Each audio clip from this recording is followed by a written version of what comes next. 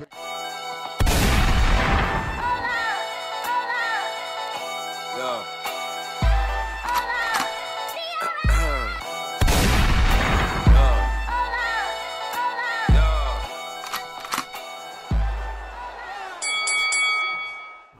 to Hitman Boxing. Hit that like and subscribe button.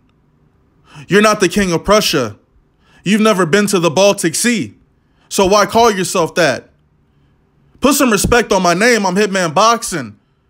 I run this YouTube shit. They know me around the world, fam. They know me everywhere.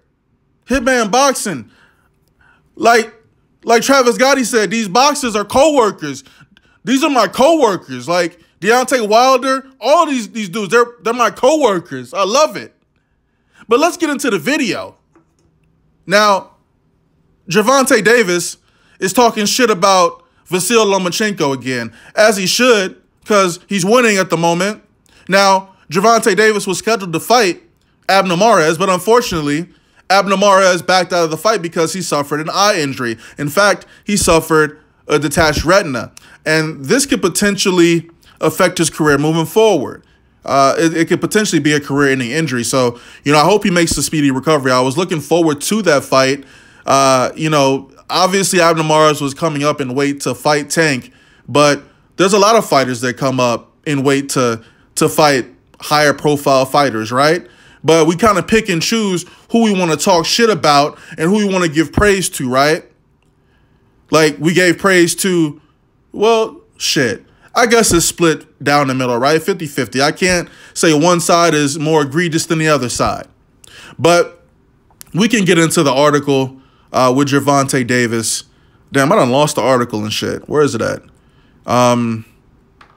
Shit got me pissed off. You ain't no king of Prussia, nigga. I'm the king of Prussia. Gervonta Davis, Lomachenko faced smaller guys more than once. That's the article title. Now, you know who he's talking about. You know who he's talking about. So let's go ahead and get into Gervonta Davis' statement. I'm going to read this whole thing off. My mind was focused on ABNER. Not to throw any other fighter under the bus, but Vasiliy Lomachenko, he fought someone that was 2 weight classes under him. And not only one time, he fought another person that was smaller than him, Rigondeaux and Miguel Marriaga. I just want to say I'm excited for February 9th. I'm looking forward to my new opponent. Sorry to the fans who purchased tickets thinking that I was fighting ABNER. My main focus was fighting ABNER. February 9th, I'm just trying to give them an action-packed fight no matter who I fight. I'll put on a great performance for the fans so they can enjoy the fight and go home with something to talk about. Is that it? Yeah, that's it.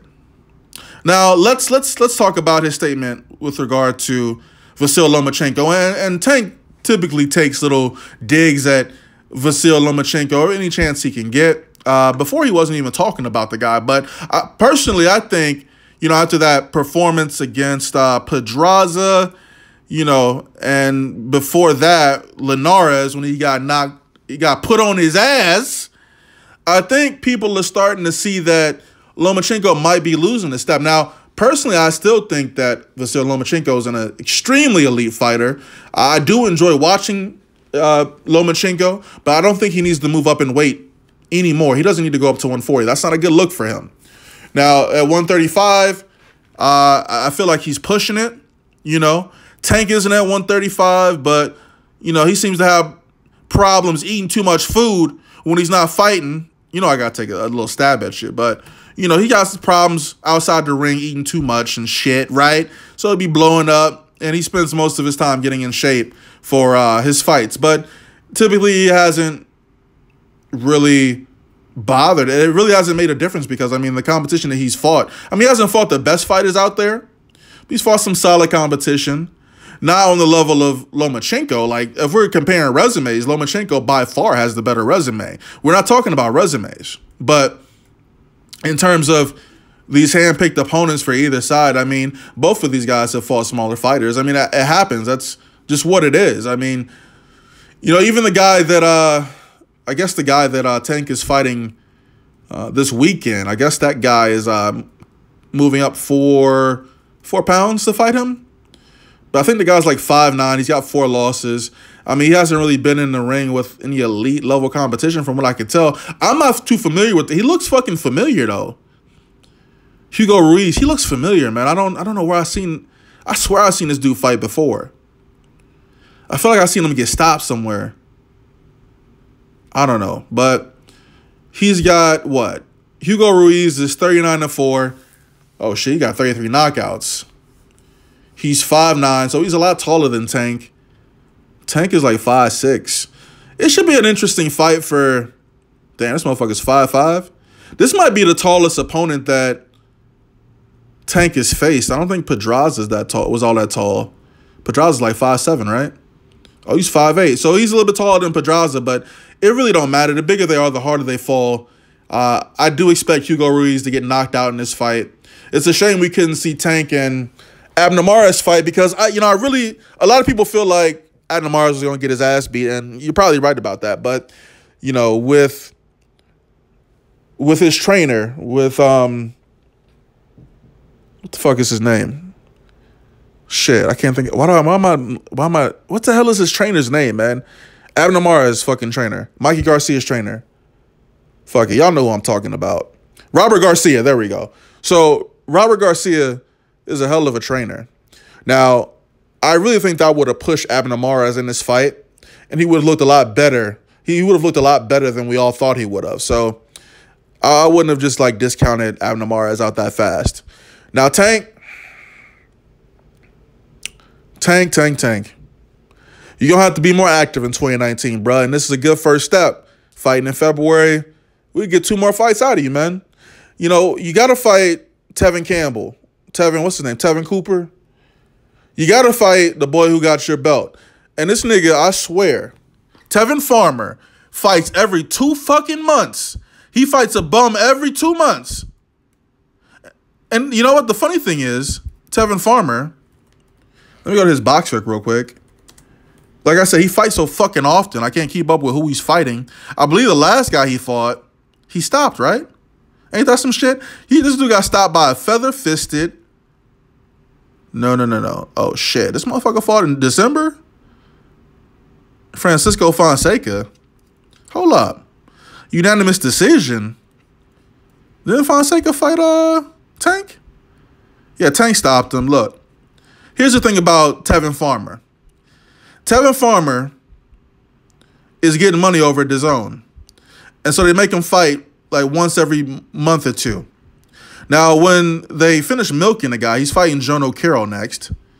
And damn, March, dog, this dude he's active. That's what's up, though. I'm happy that he's very active. He's got a chance to defend his belt a few times. But, when they match you up against Tank, when that opportunity comes around, and there's no way that Tank is ducking you, Tevin, because when you fight Tank, you're going to get stopped, and then that's going to be it.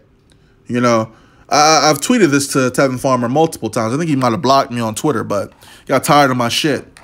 But Tevin Farmer knows, just like I know and everyone else knows out there, that he's going to get stopped. Like, Tevin Farmer had the audacity to say that his defense was better than Floyd Mayweather. His fucking defense. This is what he said. My defense is better than Floyd Money Mayweather. Right? Right? How is that possible? Tell me how that's possible when you got 4 losses and you've been knocked out twice. And you lost your first professional fight. Matter of fact, you lost your first fight, won your next 2, and then you lost again.